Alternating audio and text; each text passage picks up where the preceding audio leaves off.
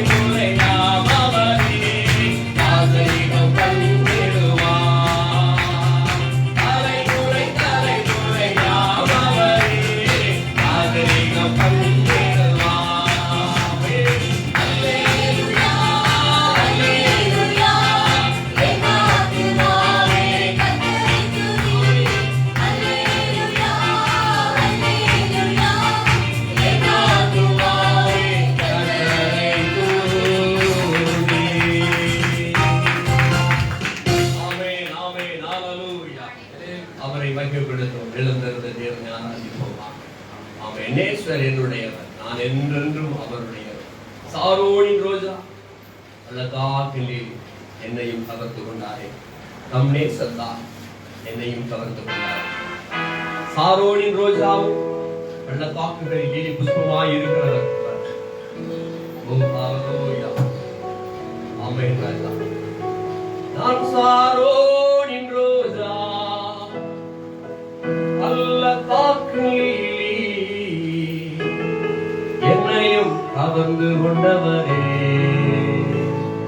தம் நேசத்தால் என்னையும் கவர்ந்து கொண்டவரே. வேதம் சொல்லுகிறது, நான் சாரோனின் ரோஜாவும் பள்ளத்தாக்குகளில் லீலி புஷ்பமாய் இருக்கிறேன். முள்ளுகளுக்குள்ளே லீலி புஷ்பம் எப்படி இருக்கிறதோ அப்படியே குமாரத்திகளுக்குள்ளே எனக்கு பிரியமானவளும் இருக்கிறார். காட்டு மரங்களுக்குள்ளே கீச்சி மரம் எப்படி இருக்கிறதோ அப்படியே குமாரருக்குள்ளே நேசர் இருக்கிறார். அதன் நிழலிலே வாஞ்சையாய் உட்கார்கிறேன். அதன் கனி என் வாய்க்கு மதுரமாய் இருக்கும். என்னை விருந்து சாலைக்கு அழைத்துக் கொண்டு போனார். என் மேல் பறந்த எப்படி நேசமே. திராட்சை ரசத்தால் என்னை பேச்சுங்கள், கீச்சிலி பழங்களால் என்னை ஆற்றுங்கள். நேசத்தால் சுகமடைந்திருக்கிறேன். அவர் என் இடது கை என் தலையின் கீழ் இருக்கிறது. அவர் இடது கை என் தலையின் கீழ் இருக்கிறது. வலது கை என்னை அணைத்துக் கொள்கிறது. ஆமென். ஹல்லேலூயா. ஆராதனை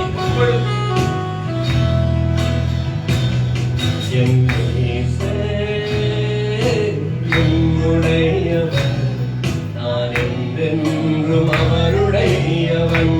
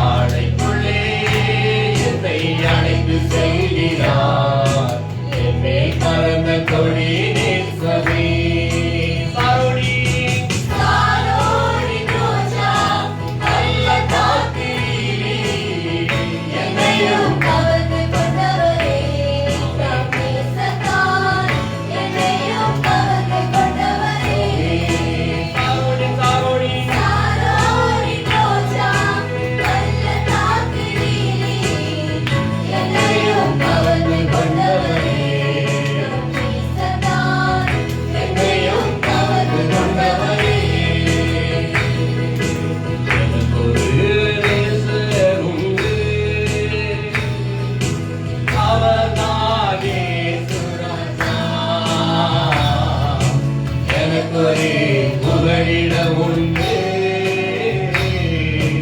அவர்தானே இயேசுராஜா. சொல்லலாமா? எனக்கொரு நேசர் உண்டு, அவர்தானே இயேசுராஜா. எனக்கொரு புகழிடம் உண்டு, அவர்தானே இயேசுராஜா. அவர் நல்லவர், சர்வ வல்லவர், அன்பு நிறைந்தவர். அவர் நல்லவர், சர்வ வல்லவர், அன்பு நிறைந்தவர். ஒரு நேசர் உண்டு, அவர்தானே இயேசுராஜா. எனக்கொரு புகழிடம் உண்டு, அவர்தானே இயேசுராஜா. என் வேதனைகளை அவர் பார்க்கிறார், என் கண்ணீரையும் அவர் காண்கிறார். அவரே வேதனைகளை அவர் பார்க்கிறார், என் கண்ணீரையும் அவர் காண்கிறார். ஏற்ற நேரத்தில் அதிலை தருகிறார் உனக்கு, ஏற்ற நேரத்தில் பதிலை தருகிறார், பதிலை தருகிறார். அவர் நல்லவர், சர்வ வல்லவர், அன்பு நிறைந்தவர். அவர்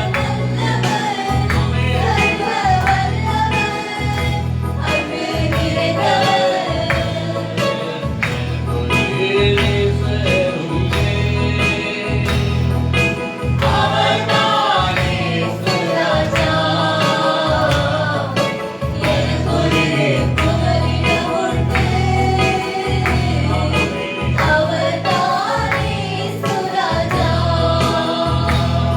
அவர் செட்டையின் நிழலில் ஆறுதலே, அவர் செட்டையின் மறைவில் ஆரோக்கியமே.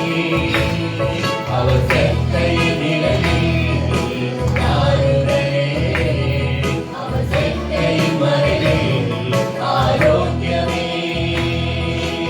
ஏற்ற நேரத்தில் அவர் தருகிறார், அவர் ஏற்ற சுகத்தை தருகிறார், சுகத்தை தருகிறார்.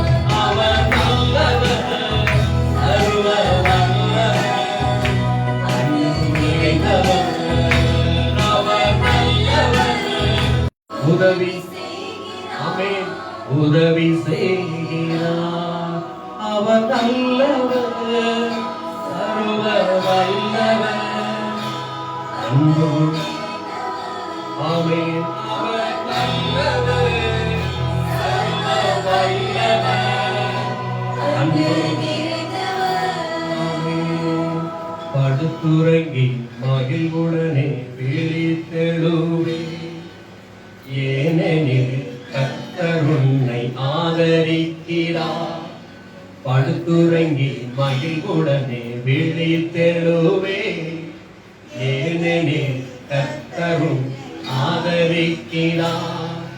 அச்சமில்லையே, கலக்கமில்லையே, வெற்றி தரும் கர்த்தர் என்னோடு. தோல்வி என்றும் எனக்கில்லையே. ஆமெனப்பா, வெற்றி தரும் கர்த்தர் உன்னோடு.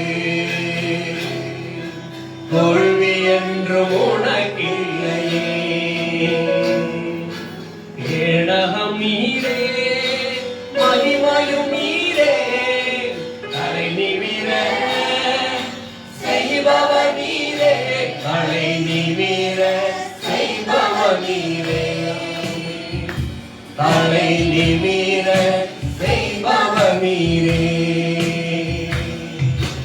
எதிரிகள் எவ்வளவாய் பெருகிவிட்டனர், எதிர்த்தெழுவோர் எத்தனை இருந்துவிட்டனர். ஆனாலும் சோர்ந்து போவதில்லை, கலந்து விடுவதில்லை.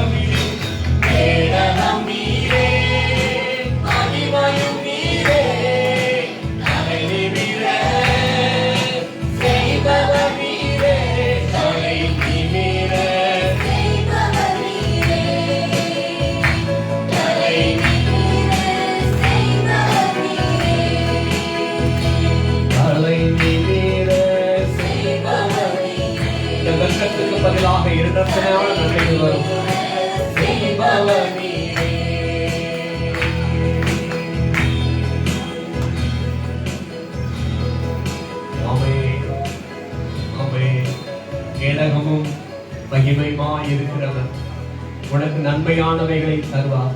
गढ़ और महिमा में रहने वाले तुम्हें सारी भलाई देंगे। உனக்கு நன்மையானவைகளை தருகிற தேவன் और அவர். सारी भलाई देने वाले प्रभु है वो। உன் வாழ்க்கையிலே சந்தோஷ சமாதானத்தை தருகிற அவர் ஒருவரால் தான் முடியும். तुम्हारे जीवन में आनंद और खुशियाँ देने वाला वही है। மனிதனால் அல்ல, मनुष्य से नहीं होगा। மனுஷனால் தர முடியாது, मनुष्य से नहीं हो पाएगा। தேவனால தான் தர முடியும். लेकिन सिर्फ प्रभु से होगा।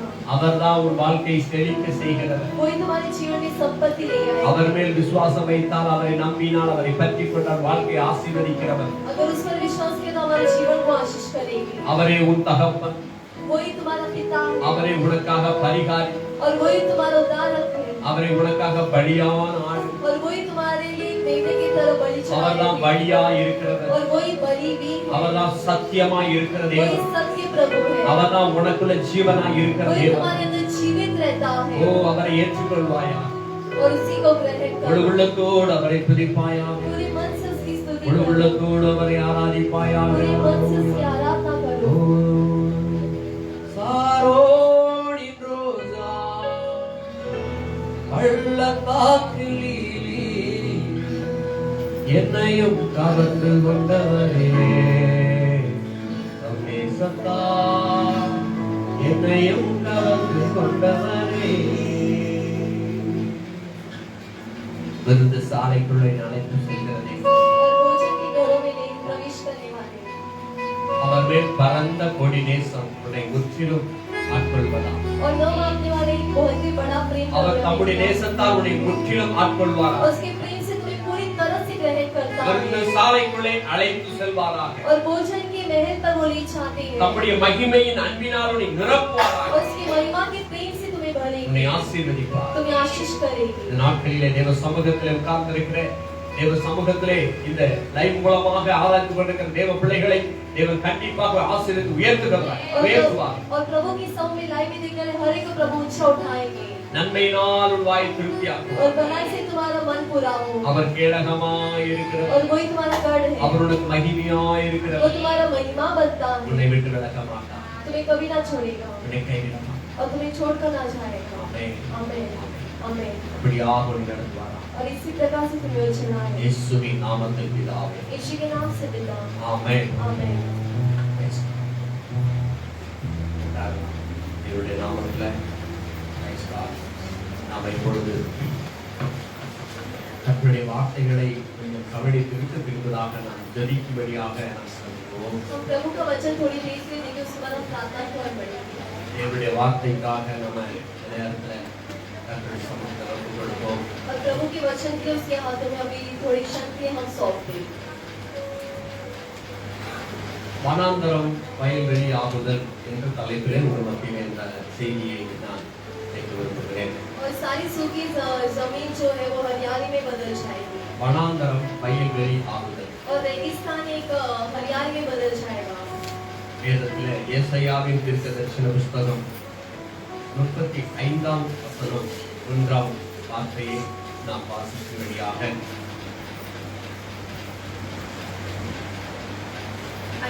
வனாந்தரமும் வறண்ட நிலமும் மகிழ்ந்து கடுவெளி கழித்து புஷ்பத்தை போல செழிக்கும். வனாந்தரமும் வறண்ட நிலமும் மகிழ்ந்து கடுவெளி கழித்து புஷ்பத்தை போல் செழிக்கும் என்று தேவனுடைய வார்த்தைகள் இங்கே நமக்கு உணர்த்துகிறது. जंगल और निर्जल देश प्रफुल्लित होंगे। मरुभूमि मगध होकर कैसे की समान खुलेगी। அல்லேலூயா அல்லேலூயா. கர்த்தருடைய அருமையான தேவ பிள்ளைகளே, और प्रभु के प्यारे लोग, வனாந்தர போல ஒரு வாழ்க்கைகள் ஒருவேளை நீங்கள் வாழ்ந்து கொண்டிருக்கலாம். और जंगली का एक जीवन हम जी सकते हैं। வனாந்தரம் என்று சொன்னால் அங்கே செழிப்பு கிடையாது. रेगिस्तान यानी वहाँ कोई हरियाली नहीं दिखती। வனாந்தரம் என்று சொன்னால் ஒரு செடி கொடியோட அங்கே பார்க்க முடியாத उधर ஒரு कोई भी பூமி. पेड़ या पौधे हम नहीं देख पाते। விளைச்சலை பார்க்க முடியாது. और उधर कोई हरियाली नहीं दिखती। வறண்ட பூமி. और एकदम सूखी जमीन है। எப்படி எப்படி வறண்ட பூமியானது எப்படி இருக்கிறதோ அதே போல ஒரு சில வாழ்க்கைகள் வறட்சியாக காணப்படும். और सूखी जमीन की तरह किसी का जीवन भी दिखाई देता है। ஒரு செழிப்பு இல்லாதது போல் காணப்படும். और हरियाली के बिना एक सूखी जीवन जीते हैं। நம்முடைய வாழ்க்கையில செழிப்பை தருகிறவர் ஆண்டவர் ஒருவர் மாத்திரமே. और हमारे जीवन में हरियाली ले आने वाले सिर्फ यीशु मसीह ही है। அவர்தான் சொல்லுகிறார், वही कहते हैं வனாந்தரம் வறண்ட நிலமும் மகிழும். कि जंगल और निर्जल देश प्रफुल्लित होंगे உங்களை மகிழும்படியாக செய்கிறவர். और तुम्हें मगन देता है वो। ஆமென். आमेन। அல்லேலூயா. வாழ்க்கையிலே நீங்கள் ஆண்டவரை நம்பி வந்திருக்கிற உங்களுடைய வாழ்க்கையிலே மகிழ்ச்சி அவர் தருவார். और प्रभु पे भरोसा करके आए तुम्हारे जीवन को वो मगन देंगे। மகிழ்ந்து கடுவழி கழித்து और तुम मगन और प्रफुल्लित होकर புஷ்பத்தை போல செழிக்கும். और एक केसर के समान फूलोगे வனாந்தரம் மகிழும், और जंगल और निर्जल प्रफुल्लित होगे। கடுவழி சொன்னா அது வனாந்தரத்தை போல தான், ஒரு நன்மையும் அதில் எதிர்பார்க்க முடியாது, அதெல்லாம் கழிக்க ஆரம்பித்து விடும். और मरुभूमि भी हरियाली पर होकर वो प्रफुल्लित होगे। நல்ல புஷ்பத்தை போல செழிக்கும், மலரும், பூக்களை போல மலரும். और एक अच्छे उखाब के और एक अच्छे केसर के समान होगे। அப்படி என்றால் நம்முடைய வாழ்க்கையில வறட்சிகள் நீங்கி ஆசீர்வாதத்தை தருகிறவர் அவர். यानी हमारे जीवन की सूखेपन को हटाकर प्रभु हरियाली की ओर से बढ़ाए। இது ரெண்டு விதத்திலே பார்க்க முடியும். ये दो अंतर में हम देख सकते हैं। ஒன்று ஆவிக்குரிய ஜீவிதமான வறட்சி, एक आत्मिक के जीवन का सूखीपन இன்னொன்று நம்முடைய சரீர வாழ்க்கைக்குள்ளான வறட்சி. और एक हमारे शरीरता का जीवन। உலக தேவைகள் நமக்கு அதிகமாக இருக்கும். और संसार का जरूरत हमारे जीवन में बहुत होती அந்த है। உலக தேவை நமக்கு வறட்சி போல் காணப்படலாம். और वो सारी जगह हमारे सूखीपन की तरह दिखाई देता है। எவ்வளவுதான் சம்பாதித்தாலும் எவ்வளவுதான் வேலை செஞ்சாலும் உழைத்தாலும் ஆனா கையில நிற்க மாட்டேங்கிறது என்கிறோ கவலை.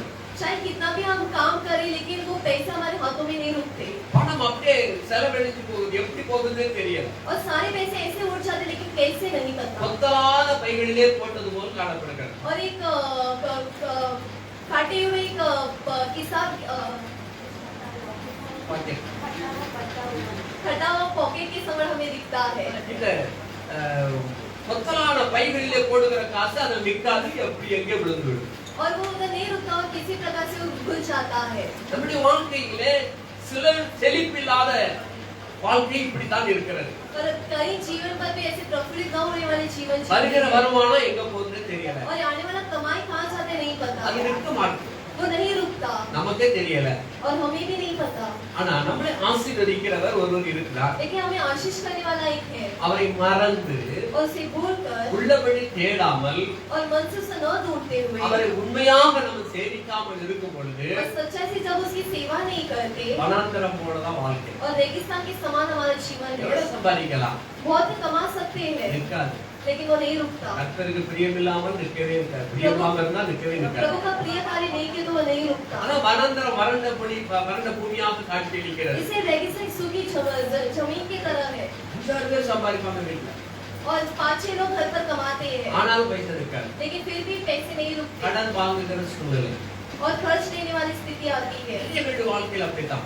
और बहुतों के जीवन में ऐसे ही प्रकार का होता है। என்னுடைய வாழ்க்கையில நான் அப்படித்தான் ஒரு நேரத்துல வருகிற பணம் ஞாயிற்றுக்கிழமை திங்கக்கிழமை பணம் ஞாயிற்றுக்கிழமை இரவு பணம் கிடைக்கும், ஆனா திங்கக்கிழமை பார்த்தா எல்லா கடன் கொடுத்துருவேன், மறுபடியும் கடன் வாங்குற சூழ்நிலை. और मेरे जीवन में भी ऐसे हो चुका है कि रविवार को मुझे पैसे मिलता और अगले ही दिन वो सारे निकल जाते हैं அப்படியே கடன் வாங்கினவங்களுக்கு அந்த பணம் போயிடும். और जिसे मैंने खर्च किया वो उन्हें चुका देता हूँ। இதுல என்னதான் ஏன்தான் இப்படி ஆகுறது? और इसे क्यों हो रहा है? நமக்கு தேவனுக்கு பிரியமில்லாத காரியம் செய்வது அந்த பணம் நம்மளுக்கு நிற்க மாட்டேங்குது. जब प्रभु का न प्रिय कार्य हम करते तभी इस प्रकार से घटना घटती है। தேவனுக்கு நம்ம கொடுக்க வேண்டியது சரியா கொடுக்காத நம்ம பணம் நிற்கவே और நிற்காது. प्रभु को जो हिस्सा देना है अगर वो नहीं दे तो इस प्रकार से घटता है। நான் இந்த காரியத்தை அறிந்து கொண்டு கொடுக்க ஆரம்பித்தேன். और यह सोचकर मैं प्रभु को देने लगा அதாவது கொடுக்கறதுனால நான் ஆசீர்வதிக்கப்பட்டேன். और प्रभु को देने के कारण मैं आशीर्वाद पा चुका நிறைய हूँ। பேர் கொடுக்குறீங்க, और ऐसे बहुत लोग देते हैं தாராள மனசோடு और கொடுக்குறீங்க. पूरे मन से दे रहे உங்களை हो। கர்த்தர் இன்னும் ஆசீர்வதித்து प्रभु உயர்த்துவாராக. तुम्हें और भी आशीष करके ऊंचा उठाए। ஆமென். आमेन। அல்லேலூயா. हालेलुया। உலக பிரகாரமான வாழ்க்கையில ஒரு வளர்ச்சி, और संसार के जीवन का एक उन्नति ஒரு வறட்சி காணப்படுகிறது. और एक सूखीपन दिखाई देता அப்படியே है। இந்த தேவனுக்கு சரியானபடி நாம் செலுத்தவில்லை, यानी हम प्रभु को सही रीति से नहीं देते உண்மையாக உழைக்கவில்லை, और सच्चाई से काम नहीं करते மறைச்சு வச்சிருக்கிறோம். और हम छुपा कर रखते हैं। அதாவது ஒன்று கணவனுக்கு மறைக்கலாம் அல்லது மனைவிமார் மறைக்கலாம். या पति छुपाता है या फिर पत्नी छुपाती है। ரெண்டு பேரும் ஒருவருக்கொருவர் பணத்தை பணத்தை மறைத்து வைத்திருக்கலாம், दोनों एक दूसरे से पैसे छुपा कर रखते हैं அல்லது தவறான பாதைகளிலே செலவு செய்யலாம். या फिर गलत राहों में वो पैसे चुका देते மனைவி हैं। ஒரு பக்கம் தவறான பாதைகளிலே செலவு செய்யலாம், கணவன் ஒரு பக்கம் தவறான பாதைகளிலே செலவு செய்யலாம். पत्नी और पति दोनों अपने अपने राहों में जाकर उसे खो देते हैं। வருகிற வருமானங்கள் இப்படி திசை கெட்டு போகுமானால் अगर आने वाला कमाई इस प्रकार से गलत राह में बढ़ती है எப்படி तो பணம் தங்கும்? कैसे पैसे रुकेंगे? அது ஒரு வறட்சி. वो एक सूखीपन है அந்த வறட்சியை நீக்குவதுதான் கர்த்தருடைய கடமை. और वही सूखापन को प्रभु निकालना चाहता அப்படின்னா है। அவரிடத்துல நம்ம வரணும். उसके पास हमें आना है। கர்த்தரின் ஆசீர்வாதமே ஐஸ்வர்யத்தை தரும். प्रभु का आशीर्वाद ही हमें संपत्ति ले आती है। ஆமென். ஆமென். அவர் கொஞ்சத்திலே நம்மளை ஆசீர்வதித்து உயர்த்துகிற தேவன். और हमारे थोड़े पर प्रभु हमें आशीष करके ऊंचा उठाते கொஞ்சம் வந்தாலும் அதில் நிறைவான ஆசீர்வாதங்களை चाहे தருகிறார். थोड़ी भी कमाए लेकिन प्रभु हमें पूरा आशीर्वाद देते हैं। கொஞ்சத்துல உண்மையா இருப்போம்னு சொன்னா अगर उस थोड़े में अगर हम आनंद से रहे, நம்ம வருகிற வருமானத்துல கொஞ்சமான உண்மையா இருப்போம் என்றால் अगर थोड़े पर अगर हम सच्चाई से रहे, அது நம்மளை ஆசீர்வதிப்பார். वो हमें प्रभु आशीष करेगा। எதற்காக அவர் கொண்டு வாங்குறாரு? और किससे वो ले आने कहते हैं? நம்மளை ஆசீர்வதிக்கிறது தான். हमें आशीर्वाद देने के लिए। ஆமென். आमेन। அல்லேலூயா. அப்ப நம்ம கொடுக்க கொடுக்க और जितना हम अधिकता से प्रभु को देंगे, அவர் நம்மளை वो ஆசீர்வதிக்கிறார். हमें उतना ही अधिक आशीष இந்த देंगे। வசனம் சொல்கிறது, एक वचन कहता है, வனாந்தரம் வறண்ட நிலமும் மகிழ்ந்து கடுவெளி கழித்து புஷ்பத்தை போல செழிக்கும் சொல்றாரு. जंगल और निर्जल देश प्रफुल्लित हो गया और केसर के समान फूलेगी। மாம்சரீகமான ஒரு வறட்சி. और शरीर का एक सूखीपन குடும்பத்துல ஒரு சமாதானம் கிடையாது. और परिवार में एक समाधान नहीं होगा। குடும்பத்துல ஒரு சந்தோஷம் இல்ல. परिवार में एक आनंद नहीं होगा என்ன பணம் இல்ல.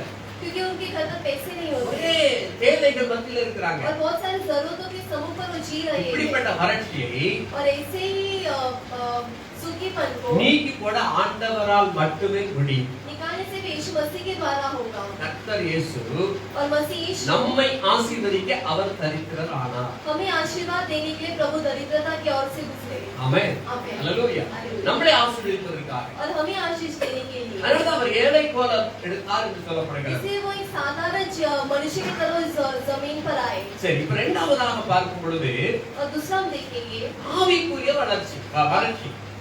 और ஆவிக்குரிய வறட்சி. आत्मिक जीवन का एक இந்த सूखीपन, ஆவிக்குரிய வறட்சி என்று சொல்லப்படும் பொழுது அபிஷேகம் இல்லாத ஒரு வாழ்க்கை, यानी अभिषेक के बिना जीने वाला एक जीवन, தேவனுடைய வல்லமை இல்லாத ஒரு வாழ்க்கை, प्रभु के सामर्थ के बिना जीने वाला जीवन, பிரசன்னம் என்று சொல்லலாம், उसका प्रशंसा कह सकते हैं, அவருடைய வல்லமை என்று சொல்லலாம், उसका सामर्थ कह सकते அவருடைய हैं, ஆசீர்வாதம் என்று சொல்லலாம். उसके आशीर्वाद कह सकते हैं। இது நம்ம வாழ்க்கையில் இல்லை என்றால் अगर ये हमारे जीवन में नहीं है நம்முடைய வாழ்க்கை ஒரு வறட்சி போகிற வாழ்க்கை தான். हमारा जीवन एक सूखा रेगिस्तान बन जाएगा। அல்லேலூயா. हालेलुया। அல்லேலூயா. हालेलुया। தேவனுடைய ஊழியத்திற்காக और प्रभु की सेवकाई के लिए பரிசுத்த அப்போஸ்தலர்கள் பிரித்தெடுக்கும்போது ஆவியை பெற்றவர்களை தான் பிரித்தெடுத்தார்கள். और सारे अपोस्तलों को प्रभु ने आत्मा के द्वारा ही उन्हें चुना था। தேவனுடைய ஊழியம் செய்வதற்கு அபிஷேகம் பெற்றவர்கள் और தேவைப்பட்டார்கள். प्रभु की सेवकाई के लिए जो भी अभिषेक पाए उन्हीं को वो चुनते हैं। இயேசு கிறிஸ்து பூமியிலே ஊழியம் செய்வதற்கு அபிஷேகம் பண்ணப்பட்டார். और प्रभु संसार पर सेवकाई करने के लिए वो भी अभिषेक पाए हुए அதே थे। போல நாமளும் தேவனுக்காக ஊழியம் செய்வதற்கு அபிஷேகம் பண்ணப்பட வேண்டியது அவசியம். और हम भी प्रभु की सेवकाई करेंगे, हमें भी अभिषेक पाना अवश्य है। ஆக தேவனுடைய வார்த்தைகளிலே நிலைத்து நிற்குவதற்கு அபிஷேகம் நமக்கு அவசியம். और प्रभु के वचनों में स्थिर खड़े रहने के लिए हमें अभिषेक की जरूरत है। ஊழியம் செய்வதற்கு அபிஷேகம் அவசியம். और सेवकाई करने के लिए अभिषेक की जरूरत है। வேத வசனங்களை புரிந்து கொள்வதற்கு அபிஷேகம் அவசியம். और वचनों को समझने के लिए भी प्रभु का अभिषेक अवश्य है। பிசாசுகளை துரத்துவதற்கு வல்லமையான அபிஷேகம் அவசியம். और शैतान को भगाने के लिए भी वो अभिषेक की जरूरत பல पड़ती है। காரியங்கள் இப்படி இருக்கிறது. ऐसे बहुत सारे कार्य हैं। இந்த ஆவிக்குரிய வறட்சி நம்மிடத்தில் காணப்படுமானால் अगर आत्मा का एक रेगिस्तान दिखाई दिया நம்ம तो தோல்வி அடைந்த வாழ்க்கை தான் வாழும். हम हारा हुआ जीवन जीते हैं। ஆனா நம்ம தோல்வி அடைந்த வாழ்க்கை வாழ்வதற்கு தேவன் நம்மை அழைக்கவில்லை. लेकिन वो हारे हुए जीवन को जीने के लिए प्रभु हमें नहीं बुलाया। ஜெயம் கொள்கிற வாழ்க்கை வாழ்வதற்கு தான் தேவன் நம்மை அழைத்திருக்கிறார். और विजय पाने वाला जीवन जीने के लिए प्रभु हमें चुने हैं। ஆமென். आमेन। அல்லேலூயா. அல்லேலூயா. சாத்தானின் மீது ஜெயம், और शैतान पर विजय, வியாதிகள் மீது ஜெயம், और बीमारियों पर विजय, பொல்லாத போராட்டங்கள் மீது ஜெயம். और போராட்டங்கள், பிரச்சனைகள், समस्याओं पर हम विजय पाते हैं। கவலை, துக்கம், இந்த மாதிரி காரியங்கள் நமக்கு ஜெயம். और सारे वेदों और दुख से हम विजय, இதெல்லாம் வேண்டும் என்று கர்த்தர் விரும்புகிறார். और ये सबसे हमें विजय पाकर जीना ही प्रभु हमसे चाहते ஜெயம் हैं। ஜெயம் கொள்ளுகிறவனுக்கு தான் பரதேசில இருக்கிற மன்னாவை ருசி கொடுப்பேன்னு சொல்றாரு. और जो कोई विजय पाते प्रभु उन्हीं को वो स्वर्ग का मन्ना देते हैं। ஆக நம்முடைய வாழ்க்கையில இந்த பூ உலகத்தில் வாழ்கிற வாழ்க்கையில் நாம் ஜெயம் கொண்ட வாழ்க்கை வாழும்படியாக கர்த்தர் நம்மை அழைக்கிறார். इसे संसार के जीवन पर विजय पाए हुए जीवन जीने के लिए प्रभु हमें बुलाए हैं। அதற்கு என்ன நமக்கு அபிஷேகம் தேவை. और उसके लिए हमें अभिषेक आवश्यक है। ஆமென். आमेन। அபிஷேகம் தான் கடந்த நாட்களில் பார்த்தோம் அப்போஸ்தலர்கள் வல்லமையாக பயன்படுத்தியது. और सारे प्रेरितों को प्रभु ने अभिषेक के द्वारा ही चलाए। அபிஷேகம் நிரப்பப்பட்டவர்கள் தேவனுக்காக பெரிய காரியங்களை செய்தாங்க. और उसी के बाद वो प्रभु के लिए बड़े भयंकर कार्य இப்ப किए। இன்று நம்முடைய வாழ்க்கையில அபிஷேகம் நமக்கு அவசியமாய் தேவைப்படுகிறது. और आज की जीवन पर हमें अभिषेक की आवश्यक है। ஆண்டவரிடத்தில் நம்ம அதை வாய் திறந்து நம்ம சத்தம் விட்டு கேட்கக்கூடியவர்களாக இந்த நாளிலே ஒப்புக் கொடுக்க வேண்டும். और वो बोल के हमें प्रभु के समुख पर इस समय पर हमें मांगना है। 32 அதிகாரம் 15 வசனத்தை வாசிக்க கேட்போம். एशिया 2:15 ஏசாயா புத்தகம். உன்னதத்திலிருந்து ஆமென். நம்மேல் ஆவி ஊற்றப்படும் மட்டும் அப்படியே செழிப்பான வயல்வெளியாகும். அப்படியே இருக்கும். ஆமென். அல்லேலூயா. உன்னதத்திலிருந்து நம்மேல் ஆவி ஊற்றப்படும் மட்டும் அப்படியே இருக்கும். என்னது இருக்கும்? ஒன்று பெறாம வறட்சியாகத்தான் இருக்கும். सारी ऊंची की घुमट अगर हमें नहीं मिले तो हम एक सूखी जमीन पे ஆவியானவர் நம்ம பொழிந்தல்ல படாத வரைக்கும் வறட்சி தான் காணப்படும். और जब तक पवित्र आत्मा हमारे मन पर ना आए तब तक एक सूखा जमीन रहेगी हम। நம்மிடத்துல பொல்லாத குணங்கள் தான் காணப்படும். और बुरी गुण ही दिखाई देंगे। ஆக இந்த சமூகத்துல நம்ம ஒப்புக் கொடுக்க வேண்டும். इसे प्रभु के समूह में हमें सौंपना है என்னை நிரப்ப வேண்டும் அப்பா. कि मुझे भर दो प्रभु உன்னதத்திலிருந்து ஆவி ஊற்றப்படும் மட்டும் कि स्वर्ग से आपकी आत्मा आने तक உன்னதத்திலிருந்து பரிசுத்த ஆவியால் நம்ம நிரப்பப்படும் வரைக்கும் और स्वर्ग से पवित्र आत्मा में भरने तक அவர் சமூகத்தை தேட வேண்டும். उसकी समूह को ढूंढना है। ஆண்டவர் சொல்லியிருக்கிறாரு और प्रभु कहते हैं உன்னதத்திலிருந்து ஆவி நம்மேல் ஊற்றப்படும் மட்டும் அப்படியே இருக்கும். और ऊंचाई से उसके अभिषेक आने तक हमें इसी प्रकार से होगा। அப்பொழுது வனாந்தரம் செழிப்பான வயல்வெளியாகும். और வனாந்தரம் सारे रेगिस्तान हरियाली में बदल जाए। ஆவி ஊற்றப்பட்டால் अगर उसके आत्मा आए तो வனாந்தர வறட்சி போல வாழ்க்கை और जंगल का एक निर्जल जीवन செழிப்பாக மாறும். प्रफुल्लित कर देगी। ஆமென் சொல்லுங்களேன். ஆமென். அல்லேலூயா. அல்லேலூயா. அந்த செழிப்பான வாழ்க்கை வாழத்தான் தேவன் விரும்புகிறார். और वही जीवन जीना प्रभु चाहते हैं। நம்ம வறட்சி வாழ்க்கை வாழ்வதற்காக தேவன் விரும்பவில்லை. और एक सूखापन का जीवन जीना प्रभु हमसे नहीं चाहते। அதாவது வேதம் சொல்லுகிறது இஸ்ரவேலரை ஆசீர்வதிப்பதே கர்த்தருக்கு பிரியம். और इस्राएलियों को आशीष करना ही प्रभु प्रियता ஆக मानते நம்மை हैं। ஆசீர்வதித்து உயர்த்தவே விரும்புகிறார். इसे हमें आशीष करकर ऊंचा उठाना ही प्रभु चाहते हैं। அவர் ஆசீர்வதிக்க और वो விரும்புகிறார். आशीष करना चाहते ஆனா हैं। ஆசீர்வாதத்துக்கான அந்த காரியங்கள் நம்ம அறிந்து கொள்ளாதபடினால நம்ம கேட்காம இருக்கிறோம். लेकिन आशीर्वाद का कार्य हम न जानने के कारण हम उसके बारे में नहीं पूछते। தேவனிடத்தில் நம்ம கேட்கும் பொழுது और जब प्रभु से हम मांगने நம்ம लगे வாழ்க்கையும் அதே போல மாற வேண்டும். और हमारा जीवन भी उसी प्रकार से बदल जाएगा। கேட்பது மாத்திரம் வாழ்க்கையில் இல்லாமல் और सिर्फ मांगना ही नहीं, நம்ம கேட்கறது போல அதுபடி வாழ்ந்தும் காணிக்க வேண்டும். उसी प्रकार हमें जीवन भी जीना है। அப்பதான் அந்த ஆசீர்வாதம் நம்மை வந்து சாரும். तभी वो आशीर्वाद हमारे जीवन तक पूरी तरह से आएगी। ஆமென். ஆமென். எல்லாருக்கும் ஆசை இருக்குது.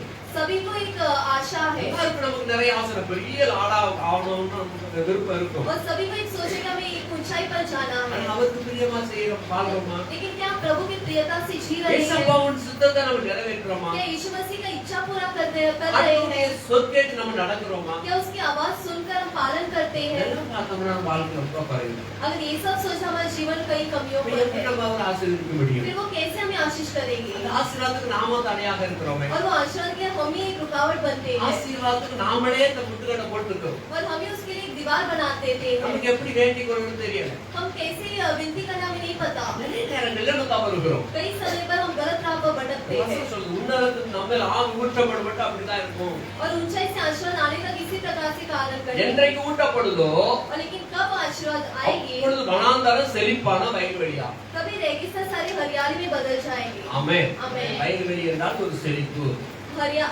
एक हरियाली होती है ஆசீர்வாதங்கள் வரும். और एक आशीर्वाद होता है। அதாவது உலக ரீதியான ஆசீர்வாதங்கள் மாத்திரமல்ல, यानी सिर्फ संसार का आशीर्वाद नहीं, ஆவிக்குரியதான ஆசீர்வாதங்களும் நம்மை சாரும். आत्मा का आशीर्वाद भी हमारे अंदर आती है। ஆமென். आमेन। அதுக்கு தான் நம்ம உபவாசம் பண்ணிருக்கோம். और इससे हम उपवास के साथ आए हैं। நம்மள எதுக்கு உபவாசம் பண்ணிருக்கோம்? हम क्यों उपवास किए हैं? ஏன் உபவாசம் பண்ணி क्यों வந்திருக்கோம்? उपवास करके आए हैं आज? ஏதாவது ஒரு நோக்கம் இருக்கு நம்ம வாழ்க்கையில. कोई एक हमारे जीवन में चाहत होती है இந்த உபவாசம் பண்ணி இந்த காரியத்துக்காக நம்ம ஜெபிப்போம், நம்ம ஜெபிக்கணும்னு வந்திருப்பீங்க. कि उपवास करके कार्य में प्रार्थना करूंगी करके चाहत से से आए हो। என் குடும்பத்தில் இந்த காரியம் நிறைவேற வேண்டும் என்கிற உபாசத்தோட வந்திருப்பீங்க. मेरे परिवार में कार्य पूरा होने के लिए हम उपवास के साथ आए அல்லது सकते வேத हैं। வசனங்களை நான் புரிந்து கொள்ள முடியல, புரிந்து கொள்வதற்கு அது ஞானத்துக்கு ஆர்வம் என்று உபாசத்துக்கு வந்திருக்கலாம். वचन को और भी ज्ञान करने के लिए, उसका ज्ञान देने के लिए हम चाहत से आए பல हैं। விதங்களிலே உங்களுக்கு உபாசம் வச்சிருப்பீங்க. ऐसे बहुत सारे कारण हो सकते तुम्हारे उपवास के, ஒரு நோக்கத்தோடு வந்திருப்பீங்க. और एक चाहत के साथ आए हो, அந்த நோக்கத்தை தேவன்கிட்ட வெளிப்படுத்துங்க. और वो चाहत को प्रभु की समूह पर सौंपो। ஆமென். ஆமென். ஹalleluya. அந்த நோக்கத்தை தேவன் கேட்கும்படி அவர் சொல்லணும்.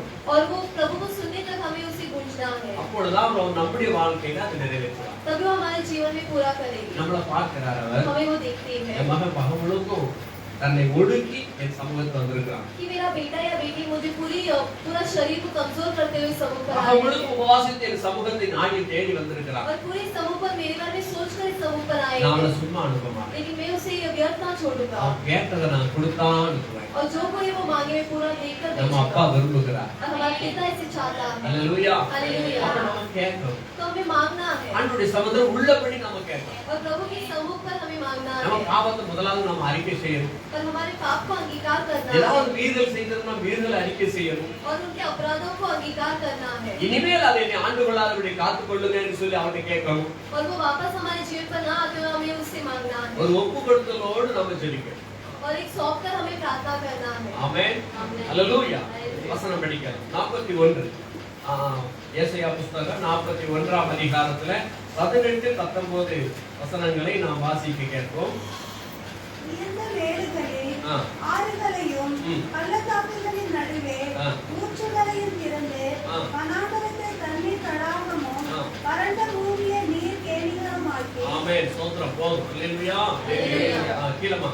வனாந்தரத்திலே கேதுரு மரங்களையும் ம். சீத்தி மரங்களையும் ம். மிருது செடிகளையும் ம். ஒலிவ மரங்களையும் நட்டு ம். அவாந்தர வெளியிலே தேவதார விருட்சங்களையும் காய்மர விருட்சங்களையும் ம். புன்னை மரங்களையும் உண்டு பண்ணுவேன். ஆமென். ஆமென். ஹalleluya. ஹalleluya. ஹalleluya. இந்த சொல்லப்பட்ட மரங்கள் எல்லாம் ரொம்ப விலையேற பெற்ற மரங்கள். और जो कोई झाड़ इसका कहा बहुत ही बहुमूल्य है, விலையேற பெற்ற மரங்களை குறித்து और சொல்லப்படுகிறது. बहुमूल्य पेड़ों के बारे में इधर कहा है। தேவன் நம்ம அப்படிதான் மாற்றுவார். प्रभु हमें ऐसे बहुमूल्य बनाएंगे। என்ன சொல்லுகிறது? तो इधर क्या कहा है? உயர்ந்த மேடுகளில் ஆறுகளையும் பள்ளத்தாக்குகளின் நடுவே ஊற்றுகளையும் திறந்து ये जंगल को ताल और निर्जल देश को सौते ही सौते कर देगा। வனாந்தரத்தை தண்ணீர் தடாகமும் और जंगल में देवदार வறண்ட பூமி நீர் கேணிகளும் ஆக்கி. ஹalleluya. 18 கடைசி. मैं जंगल को ताल और निर्जल देश को सौते ही सौते कर दूंगा। ஆமென். ஹalleluya. அவர் என்ன செய்றார்? உயர்ந்த மேடுகளை ஆறுகளையும் और वो मेढ़ों को टीले पर உயர்ந்த மேடுல ஆறு அப்படியே வைப்பேங்கிறார். और ऊंची जमीन पर वो नदियां बहाएगी, பள்ளத்தாக்கு நடுவே நீரூற்றுகளை और திறப்பேங்கிறார். मैदानों के बीच वो सौते बहाएगी, வனாந்தரத்தை தண்ணீர் தாடகமா மாற்றுவேங்கிறாரு. और सारे मैदानों को वो बहाएगी, வறண்ட பூமியில அப்படியே நீர் கேணிகளாக்குவேங்கிறார். और रेगिस्तान पर वो पानी उगाएगी। இப்படி ஆகும் பொழுது और जब इस प्रकार से वो कार्य करते हैं, அங்க என்ன நடக்குதான்? கேதுரு மரங்கள், उधर देवदार का पेड़ उगेगा, சீத்தி மரங்கள், बबूल का पेड़, மிருது செடிகள், मेहंदी का पेड़ ஒலிவ மரங்கள், और जैतून उगाएगी। அவாந்தர வெளியிலே தேவதாரு விருட்சங்களையும் பாய்மர விருட்சங்களையும் புன்ன மரங்களையும் உண்டு பண்ணுவேன்கிறார். எல்லாம் விளையாடப்பட்ட மரங்கள். और बहुत सारे बहुमूल्य पेड़ जो लिखा है प्रभु उसे उगाएंगे। ஆமென். ஆமென். ஹalleluya. ஹalleluya. உன்னதத்திலிருந்து ஆவி ஊற்றப்பட்டால், अगर ऊंचाई से आना है, பரிசுத்த ஆவியானவர் உங்கள் மேல் ஊற்றப்பட்டால், अगर पवित्र आत्मा तुम्हारे अंदर आए तो நீங்கள் தேவனுக்கான விலை உயர்ந்த மரங்களாய் மாறிவிடுவீர்கள். तुम प्रभु के लिए बहुमूल्य पेड़ बनोगे। ஆமென். आमेन। எப்படி அந்த மரம் என்ன உபயோகத்துக்கு ஆகும்? वो कौन से वो किस कार्य के उपयोग होते சாலமோன் हैं? தேவாலயத்தை கட்டினான். और सुलेमान प्रभु का स्थान बनाए थे। அப்பொழுது அந்த விலை உயர்ந்த மரங்களை தான் அந்த ஆலயத்திலே நட்டு, அதாவது அது அஸ்திபாரம் போட்டு அதெல்லாம் உண்டு பண்ணுவதற்கு அந்த மரங்களை ஏராளமாக யூஸ் பண்ணினான். और सभा वो बनाने के लिए उन्होंने वही पेड़ों का लकड़ा यूज किया था। மாத்திரமல்ல, அதாவது பரிசுத்த ஸ்தலங்கள் எல்லாம் மரங்கள் அலங்கரித்ததா. और सारे पवित्र स्थान को उन्होंने एक अच्छा रूप दिया था। தேவ சமூகத்துல அந்த பாய்மர விருட்சம், அது சரி, இந்த தேவதாரு மரங்களெல்லாம் ரொம்ப பயங்கரமான அலங்காரத்தை உண்டு பண்ணியதான். और देवदारों का पेड़ बहुत ही अच्छा एक दृष्टि दे रहे இந்த थे கேதுரு மரங்கள்லாம் தேவ சமூகத்துல அவன் அதாவது இணைத்து அதை வடிவமைத்து ரொம்ப அலங்காரமாக கொண்டு பண்ணினான். और केदुना में भी बहुत अच्छे से एक रूप उधर दे रहे थे ஆவி ஊற்றப்பட்டால் अगर आत्मा दे दिए तो நீங்களும் தேவனுக்கு அலங்காரமான பிள்ளைகளாய் तुम மாறிவிடுவீர்கள். भी प्रभु के लिए खूबसूरत वस्तु बनोगे ஆமென். आमेन அல்லேலூயா. அல்லேலூயா. அல்லேலூயா. நீங்களும் தேவனுக்கு அலங்காரமான பிள்ளைகளாய் और மாறிவிடுவீர்கள். तुम भी प्रभु के लिए एक अच्छी सी एक वस्तु बनोगे உன்னதத்திலிருந்து ஆறு ஊற்றப்பட வேண்டும். और ऊंचाई से एक जीवन का जल उड़ेलना है அந்த வசனம் அப்படிதான் சொல்லுகிறது. और वचन इस प्रकार உயர்ந்த कहता है மேடுகளிலிருந்து ஆறுகளையும் कि ऊंचाई से तीनों बढ़ाए பள்ளத்தாக்குகள் நடுவே ஊற்றுகளையும் திறப்பேங்கிறார். और मैदानों के बीच से वो सोते बहाएगी ஆமென். ஆமென். அல்லேலூயா. அல்லேலூயா. இந்த ஆறை என் மேல ஊற்றுங்கன்னு சொல்லணும்.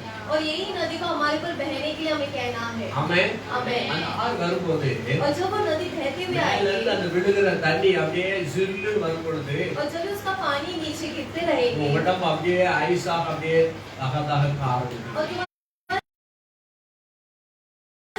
शरीर एकदम ठंडा हो जाएगा। மேல தண்ணிக்கிறாங்க. और जो ऊपर से जो पानी गिरता है उसके नीचे खड़े रह कर கொஞ்ச देगा நேரம் உங்க உடம்பு சில்லுன்னு ஆயிடும். और थोड़े ही क्षण में तुम्हारा शरीर एकदम ठंडा हो जाएगा அபிஷேகம் உங்க மேல வரும்போது அப்படிதான் நடக்கும். और जब अभिषेक तुम्हारे अंदर होगा तभी इसी प्रकार से कार्य होगा ஆமென். आमेन। அல்லேலூயா. அல்லேலூயா. நீங்க தேவனுக்கான பிள்ளைகளாய் மாறி விடுவீங்க. और प्रभु के लिए तुम प्रिय कार्य बनोगे இந்த வசனம் சொல்லுகிறது போல ये जिस प्रकार वचन कहता है சித்தி மரமாக கேதுரு மரமாக நீங்க மாறி விடுவீங்க. और बबूल मेहंदी और जैतून के समान उगोगे ஆமென். आमेन। ஆமென் சொல்லுங்க. ஆமென். கர்த்தர் உங்களை அப்படியாக மாற்றுவாராக. प्रभु तुम्हें इस प्रकार से बदल दे 45 வாசிக்கலாம். ஏசாயா 45 சொல்லப்படுகிறது. கர்த்தரின் மகிமை வெளியரங்கமாகும், மாம்சமான யாவும் அதை ஏகமாய் காணும். கர்த்தரின் வாக்கு அதை உரைத்தது என்றும் வனாந்தரத்திலே கூப்பிடுகிற சத்தம் உண்டாயிற்று. ஆமென். ஆமென். तब यहोवा का तेज प्रकट होगा और सभी प्राणी उसको एक संग दिखेगी क्योंकि यहोवा ने आप ही से कहा है ஆமென். கர்த்தரின் மகிமை வெளியரங்கமாகும். और प्रभु का तेज प्रकट होगा இந்த மாலை நேரத்துல நீங்க விசுவாசிங்க, கர்த்தரின் மகிமை இந்த இடத்துல வெளியரங்கமாக எங்களை நிரப்பும். और शाम के समय तुम भी विश्वास करो कि प्रभु का तेज तुम्हारे अंदर से உயர்ந்த प्रकट होगा மேடுகளிலிருந்து எப்படி ஆறுகளை உண்டு பண்ணுகிறாரோ, जैसे ऊंचाई से वो नदियां बहती हैं பள்ளத்தாக்குகளில் நீரூற்றுகளை திறக்கிறாரோ, और मैदानों में वो पानी बहाते हैं அதே போல திறந்து எப்படி தண்ணீரை கொண்டு வர இன்றைக்கு என்னை நிரப்ப வேண்டும். और उसी तरह आज भी मुझे भर दो प्रभु நீங்க இப்பொழுது தேவ சமூகத்துல உங்களை முழங்கால் படிட்டு அப்படியே கேட்க ஆரம்பிச்சிடணும். और प्रभु के संग घुटने के कभी से तुम्हें मांगना கொஞ்ச है நேரம் ஜெபிக்க போறோம். அந்த ஜெபத்துல தேவன் உங்களை நிரப்ப வேண்டும் என்று நான் வாஞ்சிக்கிறேன். நீங்க வாஞ்சிங்க. और थोड़ी क्षण के लिए प्रार्थना में उसी समय पर तुम प्रभु से भरने की चाहत से கர்த்தரின் मांगो மகிமை வெளியரங்கமா. प्रभु का महिमा प्रकट होना है அல்லேலூயா. हालेलुया கர்த்தரின் மகிமை வெளியரங்கமா. प्रभु का महिमा प्रकट होना அந்த है மகிமை வரும்போது மற்ற மக்கள் அப்படியே பார்க்கத்தக்கதான வெளியரங்கமா மாறும். और जब महिमा प्रकट होगा बाकी के लोग भी उसे देख पाएंगे ஒரு ஆலயத்துல அப்படிதான் தேவ பிரசன்னம் பண்ண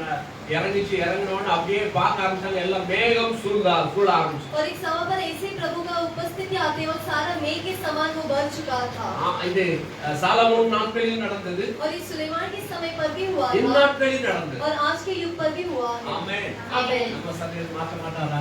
क्या हमारा सभा को नहीं நம்ம சபையை भरेगी நிரப்ப மாட்டாரா? क्या हमारे सभा को नहीं भरेगी நமக்கு அப்பா தானே. हमारे भी तो पिता है கேக்குறீங்களா? पूछोगे முழங்கால் படி டாக்டர் சம்பளம் கேக்குறீங்களா? घुटने टेक कर क्या प्रभु से मांगोगे அந்த உன்னதத்திலிருந்து ஆவி ஊற்றப்பட कि வேண்டும். ऊंचाई से वो आत्मा उंडेल दो கர்த்தரின் மகிமை வெளியரங்கமாய் வர प्रभु வேண்டும். अपनी आत्मा प्रकट कर दो மாம்சமான யாவும் அது ஏகமாய் எல்லாரும் பார்க்கணும். सारे शरीर के लोग उसे देखे கர்த்தரின் வாக்காலை உரைத்தது என்று வனாந்தரத்திலே கூப்பிடுகளுடைய சத்தம். और जैसे प्रभु ने वो प्रचार किए थे ஆமென். ஆமென். இப்பொழுது நீங்க தேவன் तुதிக்க ஆரம்பிச்சிருங்க. और प्रभु को प्रार्थना करो துதிங்க, எல்லா வாய்களை திறந்து துதிங்க. और प्रभु को मुंह खोल के तुम स्तुति நீங்க करो கொஞ்சம் பேர் தான் இருக்கீங்க. तुम सिर्फ थोड़े हो இருந்தாலும் உங்களை தேவன் உங்களை நிரப்ப வல்லவராய் இருக்கிறார். फिर भी प्रभु तुम्हें भरने सामर्थी है ஓ, உங்க மேல அந்த ஆற ஊற்றன்னு சொல்லி ஜெபிங்க. तुम्हारे ऊपर वो नदियां उड़ल दे அந்த வல்லமை இறங்கணும். वो सामर्थ उतरना है கர்த்தரின் மகிமை இந்த இடத்துல வெளியரங்கமாய் இறங்கணும். प्रभु का सामर्थ हमारे अंदर प्रकट होना இப்பொழுது है ராஜா, और अभी प्रभु இப்பொழுது இறங்க வேண்டும். और अभी प्रकट हो இப்பொழுது இறங்க வேண்டும். अभी प्रकट हो प्रभु கர்த்தரின் மகிமை வெளி